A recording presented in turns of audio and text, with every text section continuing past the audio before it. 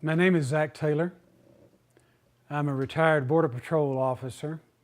My main job was understanding and having intelligence capabilities about drug smuggling across the U.S. border and human smuggling across the U.S. border to bring contraband and people into the United States. That's what I did for 26 years. National security is a component of the immigration laws and the reason that immigration officers exist, because the immigration laws are designed to primarily do just two things: protect national security and public safety. The component of national security is the economy and American jobs, because the foundation of American society, which is the family unit, depends on jobs and the economy for their livelihood. On the other side is the public safety, which includes public health, and that is so the people will be secure in their persons and their property from outside source threats. In other words, people coming in to take over America by force or by subterfuge. Right now, Department of Homeland Security is in charge of, through Customs and Border Protection, the apprehension and collection of the illegal aliens. The Center for Disease Control and Prevention is in charge of the screening with the U.S. Public Health Service. I've never seen the CDC or U.S. Public Health Service work together with the Border Patrol at the border, ever. The agents are telling us that they're seeing some people that are obviously sick with shivering type illnesses, with possibly dehydrating illnesses like diarrhea and vomiting. But those people are disappearing. We don't know what they have, where they're going, where they're taking them. Surely they're being quarantined somewhere, we just don't know where. And even the agents don't know what the diagnosis is of these illnesses. Tie that in with the fact that these people can come through almost anywhere in the world and are funneling into Mexico, and we already know there's epidemic levels of certain diseases in Mexico and Central America. We don't know if these people are showing these diseases, if they're even being screened for them. The real troubling part of this is we know that in West Africa right now there's an Ebola outbreak that does not meet the parameters of communicable diseases. Normally, Ebola virus starts in the jungle and moves into an indigenous population in the jungle, and then from there into a larger population area. What they're experiencing in West Africa in 3 countries right now is an Ebola outbreak in 3 separate cities at the same time. This is very unusual. It is almost as if the virus was planted in those 3 cities to infect that population. In other words, the virus is working in the reverse of what it has historically. Before, it moved from the jungle into the populated area. Now it's starting in the most populated areas in those cities and working through the population. If we had a control event, I'll give you an example. Border Patrol has a drug smuggling operation and they've been surveilling it.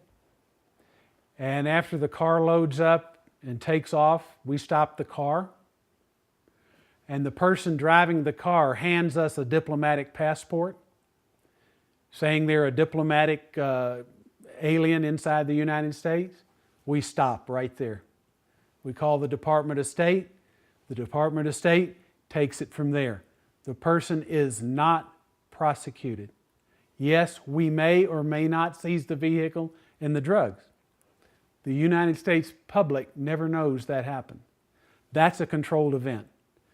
In this situation, where you have hundreds of thousands, literally, of people coming across the border, and you're only catching a small fraction, if you're not telling the public that 80 to 90% of what's coming across the border is not being apprehended, and you're putting their focus on this 10% that is being apprehended, only showing them the 1% that are 6, 8, 10 years old, and appeal to the compassion of the American people, and not show them the people with these serious communicable diseases, the fact that they are known gang members, they have the gang tats all over them, because they do not have a conviction in the United States, they're turned loose free in the United States.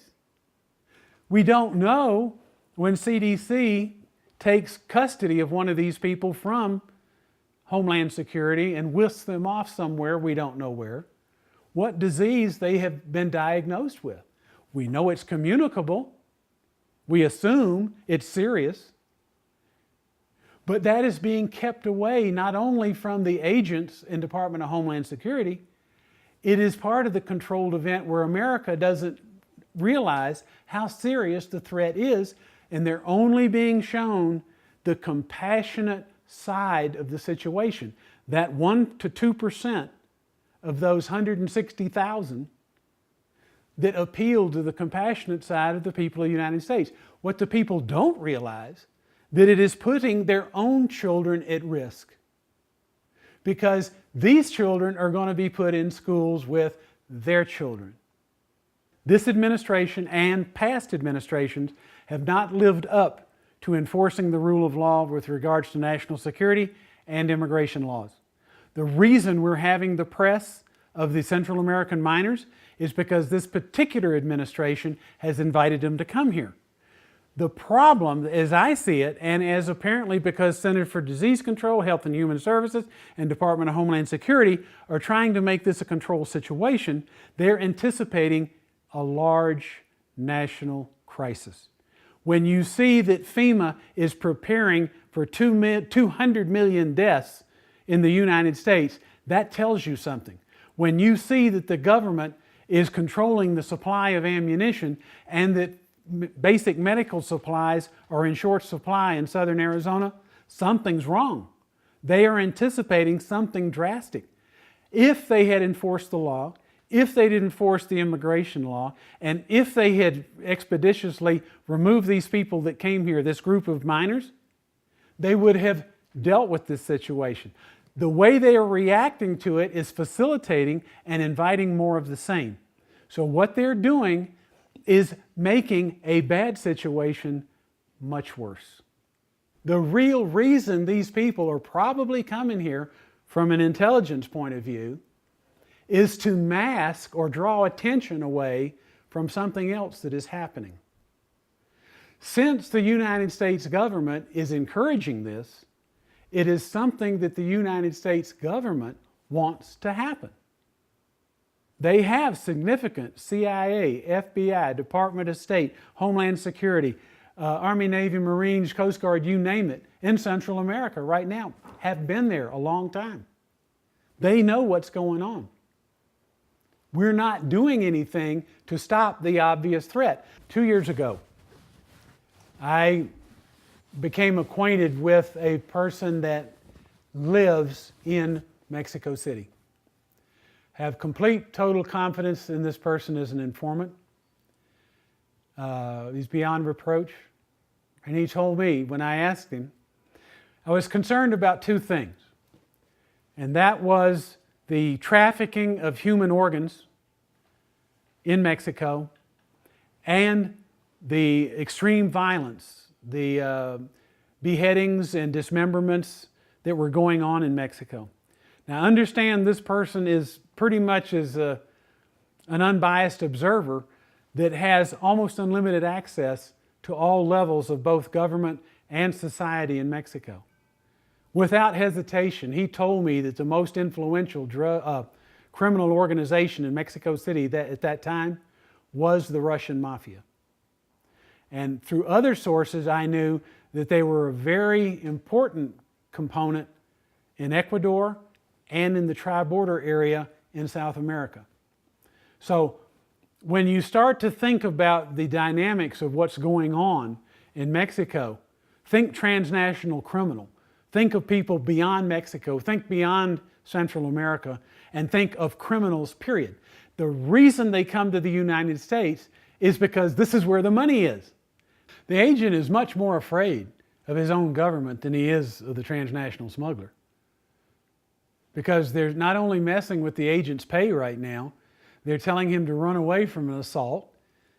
If somebody wants to fight, leave them alone. Don't shoot at anybody. They just told the local Border Patrol here that they're not going to get any ammunition for their rifles until 2015. What's that about? They're not going to have any practice ammo for their CAR 4s until 2015. Well, that's over a year away. FY 2015 starts in October 2015.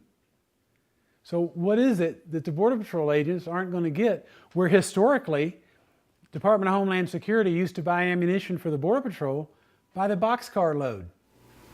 You're saying Border Patrol agents in Tucson sector have to ration their ammunition for the next 14, 15 months? They can't use it. They're doing zero accountability. In other words, they can't shoot any of it, and it's being accounted for round for round. The rules are you have to practice, you have to qualify, demonstrate proficiency at a minimum level with each firearm that you're authorized to use: handgun, shotgun, rifle.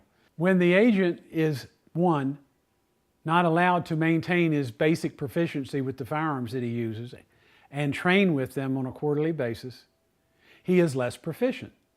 If he is less proficient and doesn't have access to ammunition, he's less likely to take that firearm into the field and have it available should he need it. That raises the risk level to the individual agent, because the purpose of having the superior fire force is to deter someone from attacking you. The whole idea of asymmetrical warfare is to defeat your enemy from within. It is not to attack him from without. Of course, the threat comes from without, but they have to be inside of the United States to affect a successful warfare strategy. If asymmetrical warfare is going to be successful, the first thing that has to be done is to compromise America's defenses against invasion, because they have to have their personnel inside the United States to affect the infrastructure: our hospitals, our schools, our electric grid, our power supplies, our water supply. Basically, what we call infrastructure. All of those things create our infrastructure. But they have to affect the degeneration from inside the United States. The markers that we're seeing that indicate this is asymmetrical warfare is because the reaction that the United States is taking is they're taking the opportunity of inviting these illegal aliens to come here. They're concentrating them in one place in the United States, the Rio Grande Valley, and they're drawing the resources that are protecting the rest of the United States border to care for the illegal alien children, to help with the overflow of the minors, to transport, to take care of the needs of these people while they're in Homeland Security custody. All this takes the resources that are protecting America at the border off of the border. So now the borders are wide open. This gives the people that are trying to get their infrastructure, their personnel, their drugs, their dirty bombs, their biological weapons, their chemical weapons into the United States without being noticed, because this part of the border is open. It is not being patrolled. It is a perfect military strategy. It doesn't raise any eyebrows because we're focused on the children. But we need to focus on our children, because this is asymmetrical warfare. Everything says it is. And the way the United States government is responding to it is concealing that fact from the American people. In other words, they're assisting in the downfall of America. And you need to understand that.